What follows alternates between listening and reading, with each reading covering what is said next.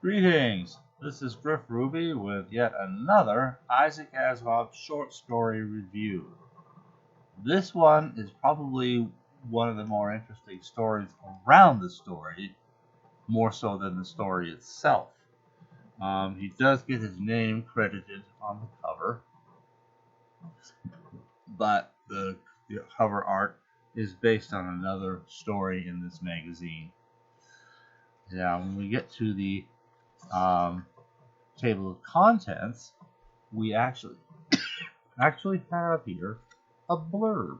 Now let's take a look at this story here. It says The Portable Star, and it's by Isaac Asimov on page 54. Okay, and there's a blurb here on the table of contents. You haven't seen those in a while, but Thrilling Wonder Story still did these old style blurbs like they all did years before. And it reads, Holden made love to his friend's wife because he couldn't help it. Well, Portable Star is, of course, probably the one of the stories he personally detests the most. More so even than Black Friar of the Flame, which actually, although there's some discernible weaknesses to that story, mostly the reason to hate that is personal because of all the rewrites he had to do again and again and again and again until he was just sick to death of it. But I don't think it's necessarily all that bad of a story. It's kind of set in a foundation-like universe, but so that one's not so bad. But that's not his biggest embarrassment, though he relegates it to the early Asimov, and so he just says, well, if you think you can embarrass me with that, well, maybe a little. But the biggest embarrassment is this one, The Portable Star. Now, when he first, let's get a slight background. There was another writer, Philip José Farmer, who had written a very risqué, maybe almost borderline pornographic science fiction story or a book, and it was like, what a clever new idea. No one, I guess, had really thought specifically to do that before. There's shades of it, I think. I'm not even sure that's quite true, but at any rate, it seemed like this big innovation. And he kind of got caught up in this too. He says, that's the next big thing. So he comes up with his own story that kind of features actually a little more than a kind of, let's just say, enforced adultery. The guy's forced to do it. Okay. That's not the greatest thing. But we look back on it now, and that's actually kind of tame. But at the time, it was like he's trying to be risque, and he's not good at it. And it's cringe-worthy in that one way. It is cringe-worthy. I can understand him not wanting it republished. But at the time, he was really excited. He came up with this idea. It was like a bandwagon. He wanted to jump on it. And he decided to do this. And he writes this story. His friend, Fred Pohl, and some other people just are saying, no, don't do this story. Don't do this story. But he wants to do it, and he can't sell it anywhere except Thrilling Wonder Stories, which, by the way, was winding down to just about its last issue before it would stop publication. So even there, he just barely got in before it died. Although he's had other things in Thrilling Wonder, another story or two with Thrilling Wonder Stories, and Star Wars Stories too, which is kind of affiliated with the same. So he's got a few stories from that publisher besides this, and the others aren't so bad. So, but this one, well, by the time it finally came out in print, he kind of looked at this and said, I shouldn't have done that. I really shouldn't have done that. So, it has a piece of artwork associated with it. This is the artwork. Basically, you've got Holden is the big guy, I think it's the big guy, and who's kind of trying to get out the door, and Philip is the younger guy Actually, the husband of the lady you see here, there's another lady in their spaceship, but she's presumably on the other side of that door. And that lady's kind of not letting people out. There's a scene like that. It makes for a nice drawing. So, there is a blurb. And we'll read this here. Holden made love to his friend's wife. He couldn't help it. Same as in the table of contents. And this was illustrated by EMSH, by the way. Okay. Now, this is another story that he never allowed to have reprinted again. In point of fact, however, the publisher also had rights to the story, and even though the magazine, its companion, Starling Stories, shut down, there was still somebody somewhere that was able to inherit the rights to the stories that had been published. And that somebody basically could not be stopped from having their own copy of the same story. So despite his refusal to have it be republished, it has in fact come out in this collection here. Treasury of Great Science Fiction Stories. Some of them aren't too bad. I'm rather fond of. They've even got one by Ray Bradbury, and there's one by Henry Kuttner. That's kind of one of my personal favorites, actually. But when we get to Isaac Asimov's story in here, well, this is copyright 1964. This was number 1. Later on, there's a number 2. Not too interesting, and that's probably about it. It's the second story. There's no table of contents per se. There's just, you see, the same artwork, same story. It's been retypeset. And a slightly different blurb. It says, They Made Him Make Love to His Friend's Wife by Isaac Asimov. So they have a slightly different blurb. Other than that, the text appears to have been virtually identical. I did find one small typo in the original print where it said something about him, and it just had That was a boo-boo. They fixed that. There's another place where a word is missing. It's still missing in the original and in this one as well. But the texts are otherwise, as far as I can tell, identical. So, what happens in this story? I'm not going to give the full story for 2 reasons. One, despite the rarity of its release, those 2 places are both kind of collector things, although I think the second one is a lot easier to find than the original magazine. The second one, both of them are not all that easy to find, but you can look up on the internet the Portable Star, and it'll be out there somewhere. So it's not that hard of a story. It can generally be read. But it's kind of nice here to see it with its original blurbs, table contents entry, artwork, and so forth. And so this is how this story, such as it was, first made its reading public. So that's kind of cool. Well, they've landed on this planet. You got these 2 couples who decided to go on a little space cruise together. They got a little damage to their ship. They had to land on a planet that had never been inhabited. In fact, it has no breathable atmosphere. Harmless one. It's mostly nitrogen and argon and trace amounts of other mostly noble gases, apparently. And so you got a planet that basically would be lifeless, even though it has a reasonable Earth-type gravity and a reasonable atmospheric thickness and so forth. But nitrogen, argon, you need to bring an oxygen tank with you. Probably you don't need much else, but you have to bring that. So they're stuck there, and then there's these weird energy beings that kind of like to bring these little mounds of dust wherever they go. There's a few here, a few out there, and they're able to kind of manipulate them like little kids playing with ants and putting obstructions in their paths to see what they do, and maybe potentially stepping on them sooner or later. So these people are very concerned. They need to get out of here before things get too serious. In fact, they're starting to get serious in this scenario where we see the one guy bursts in. Let's take a look at this.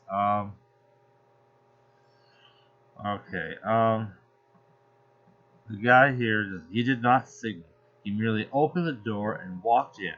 She was waiting for him as somehow he had known she would be, wearing a loose night garment. She held out her arms to him, and they trembled slightly. Her dark hair fell below her shoulders, accenting the pale roundness of her face. Her name was Celeste Van Horn, and her husband sat in one corner of the room, idly pinching his earlobe. Holden paid no attention to the husband's presence. He stepped directly to Celestine and placed his hands on her shoulders. She swayed towards him, and they kissed violently, longingly, over and over again. Okay, you get the idea. That's kind of a weird scenario. There's so much controlling them that the husband is right there, and he's just sitting there going, nothing matters. And in front of him, his wife is being practically raped by this other guy. It makes for actually a slightly amusing scene, but it's kind of on the hairy edge between funny and cringe-worthy, isn't it? But that's like a little scene from the future. But then we wind the story back. They wanted to go on this outing, they got stranded, and now they got to figure out what to do on this planet. They finished their repairs, so they're able to take off, but these beings make them totally unable to handle the controls of the ship. They just get scared to do it. So they got to come up with some way to get these beings to let them go. And what they do is actually a fairly neat solution. This is, in fact, a puzzle box story. It's kind of what we had in Marooned Off Vesta. You're stuck in this place. What do? How do you solve the problem? And this is kind of the same thing. You're stuck in this situation. These intelligent energy beings are playing with you and making you do things you wouldn't otherwise ever want to do. And they might have you killing each other or who knows what. They've already had the one guy raping the other guy's wife. So you never know what they're going to do next. And we don't want to hang around long enough to find out. We got to get out of there. But they won't let us go. What can you do? And finally, the one guy, Philip, comes up with a plan. And it's a good plan. It requires some chemistry, though. And, yeah. It requires some chemistry skill. The basic part of it is very easy. Basically, in a planet with an inert atmosphere, you don't have, you don't have fire. You don't. So, the idea is, but he's got a little recirculating pump. This is how they do their water for the ship. All the water gets broken down to its atomic. Here's a tank full of hydrogen and a tank full of oxygen, and they get recombined into pure water, 100% pure water. So pure you have to add mineral tablets to make it more like normal water.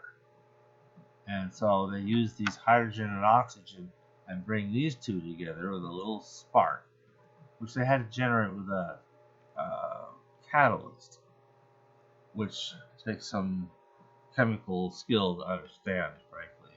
I'm a little out of my depth as a chemist as far as how this catalyst works to get a spark to ignite it.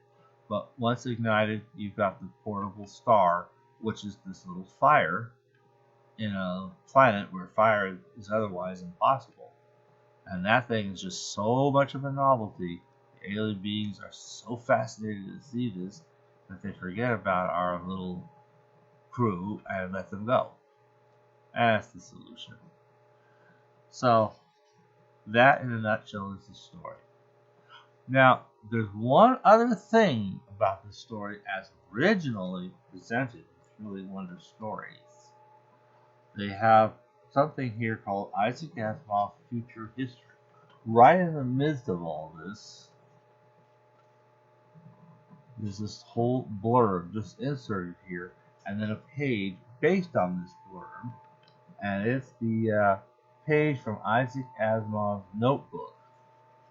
I'm going to go through all of those things because unfortunately those have not been reprinted anywhere either, not even in that other place. And these actually would be the one thing that, except that they do list this one story, would otherwise be something he wouldn't have been ashamed of, but would have been like, this is a good thing. Thank you for doing this. And it's called Isaac Asimov's Future History. I'm going to read first the blurb. It's a fairly substantial one here. Okay. In the current issue of our companion magazine, Starlight Stories, we're presenting a future history by Pohl Anderson. This special feature shows how some of Anderson's story fit into a large and consistent pattern.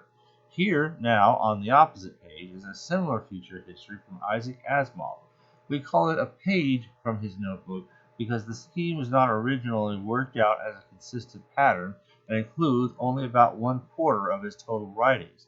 Another quarter would be included in his robot history, mentioned in the note, and the remaining half is miscellaneous. His growing nonfiction among it. Asimov says of his history, it is not the beautiful job that Heinlein did, but was actually made up ad hoc.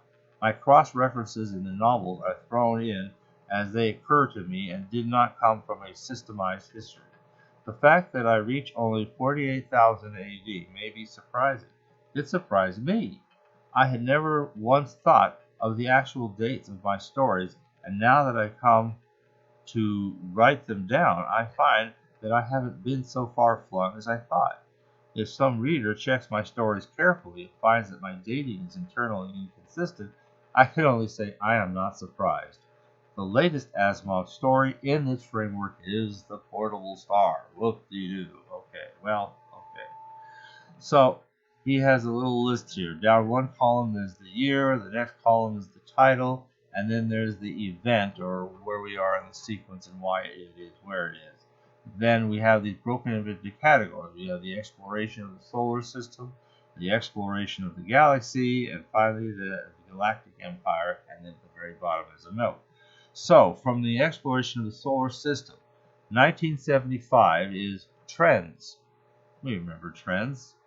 First man carrying flight to the moon against social resistance. Yeah, that's true. 1985, The Singing Bell. Settlement of the moon proceeds. Mining operations are set up. So, remember that not too long ago here. Year 2000. To think in 1955 these years were all way in the future. Lots of stuff gonna happen. It's funny how things could be a weird mixture of not optimistic enough and way too optimistic. Okay. 2000. The Martian Way. Mars settled. Much of humanity still rebels against settlement of other planets. This is finally overcome. Okay. 2020. Ooh, now we're getting about our time frame. Ring Around the Sun. Oh, that's a great literary classic. Venus is settled. Mail service between planets is established. Yeah, these two guys, I think that was Turner and Sneeze, froze their you-know-what's off, flying practically through the sun. Okay, 2050. Oh, now we're still in the future. Marooned off Vesta. Passage across asteroid belt no longer a matter of exploration. Commercial flights across the belt begin. Okay. And then 2100. Heredity, Callistan Menace, Christmas on Ganymede. Yeah, there's some great literary classics for you. The moons of Jupiter are settled. Human eyes turn toward the intergalactic spaces. The hyperspatial drive is discovered about 5000 AD. Some of these notes kind of point beyond the range covered by that. So, the hyperspatial drive is discovered about 5000 AD, which I guess would put a date on some of the iRobot stories because we're discovering that in there, or even just a recent one called Risk, where that's also being explored. Okay. Next part, exploration of the galaxy. 5,500 here. The Portable Star. Here we are. Flights to other stars become feasible in small space cruisers. Very little of the galaxy is explored. Yeah, I guess that would be reasonable. 6,500. Misbegotten missionary. Organized space exploration begins. Mankind begins spreading outward. Okay. 8,500. This is your 8,000. Sucker bait. Population has increased to the point where the inner regions of the galaxy are overcrowded. Government-sponsored emigration to the outer regions are begun. Most of the galaxy is now mapped and well known. The old political structure is now incapable of handling the vast numbers of worlds. Earth's last atomic wars render its crust largely radioactive about 10,000 AD, and that is the last straw. The galaxy breaks up into numerous political organizations. Not exactly what we got in the Robots and Empire and so forth, is it? But okay. This was believable in 1955. Finally, we get to the third phase, Galactic Empire. The year 30,000. The stars like dust, or Tyran, because it appeared under both titles. The star regions begin to agglomerate into larger groupings. The empire of Tyran grows and declines. Trantor grows less spectacularly, but more solidly. Okay. 34,500. The currents of space. Trantor has grown until half the galaxy is under its sway.